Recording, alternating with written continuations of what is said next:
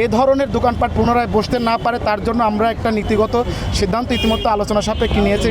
চাই যে আমাদের যে গুলশান লেক এবং আশেপাশের যে ভাসমান দোকানগুলো আছে যে উচ্ছেদের কার্যক্রম আমরা শুরু করেছি, মূলত এটা আমাদের একটি 3 দিনের প্রাথমিকভাবে একটা বিশেষ উদ্যোগ। আমাদের আজকে শুক্রবার, শনিবার এবং রবিবার আমরা 3 দিন একটানা আমরা এই কর্মসূচিটা পালন করব, মোবাইল কোর্ট অভিযান পরিচালনা করব এবং পাশাপাশি এইটা যেন পুনরায় এই ধরনের দোকানপাট পুনরায় বসতে না পারে তার জন্য আমরা একটা নীতিগত সিদ্ধান্ত ইতিমধ্যে আলোচনা সাপেক্ষে নিয়েছি।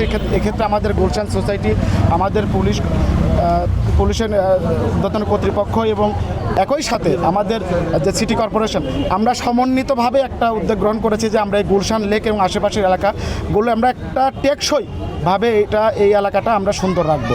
এখন অনেক ক্ষেত্রে আমাদের ব্যর্থতা থাকে, এটা আমি অস্বীকার করছি না, কিন্তু এক্ষেত্রে আসলে আপনাদের মাধ্যমে জানা যাচ্ছে এখানে সকল স্তরের মানুষের কিন্তু সহযোগিতার প্রয়োজন। শুধুমাত্র সরকারি কর্মকর্তাকে এই জন্য দায়ী করলে পারে কিন্তু বিষয়টা কিন্তু সমাধান হয়ে যায় না। আমরা যদি সবাই সচেতনভাবে আমাদের চারপাশটাকে যদি সুন্দর রাখি, আমরা যদি সেক্ষেত্রে সহযোগিতা করি, তাহলে মনে একটা টেকসই একটা সুন্দর একটা আউটপুট আমরা দেখতে পাই। জি,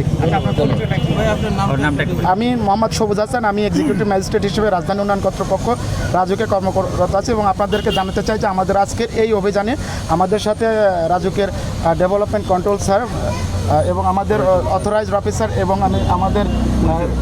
আমাদের গুলশান জোনের এসি এবং পুলিশের অন্যান্য ঊর্ধ্বতন কর্মকর্তা উপস্থিত আছে এবং রাজুকের চিফ ইঞ্জিনিয়ার সহ আমাদের গুলশান সোসাইটির ভাইস প্রেসিডেন্ট এবং অন্যান্য নেতৃবৃন্দ উপস্থিত আছে এবং আপনাদেরকে আশ্বস্ত করতে চাই আমরা একটা সমন্বিত উদ্যোগ গ্রহণ করেছি। এই উদ্যোগের মাধ্যমে আমরা আগামী 2 দিনও আবার অভিযান পরিচালনা করব এবং সামনের দিনগুলোতে অভিযান অব্যাহত থাকবে।